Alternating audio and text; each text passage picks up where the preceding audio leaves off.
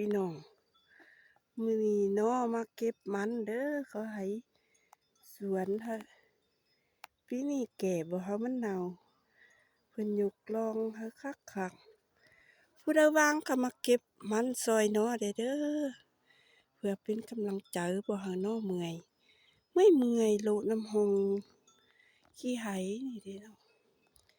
มาเก็บนำกันเด้อจังหามาเก็บ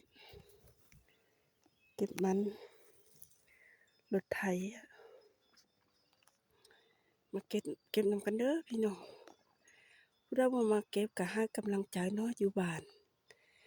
เนาะเอากำลังใจซอยเนาะก็ดีใจหลายๆเด้อพี่น้องเบิดซุผู้ซุคนนี่เราจะได้สู้ๆไปนำกันเด้อคลิปนี้ก็มีแต่เท่านี้เด้อขอไปเก็บมันก่อนเด้อ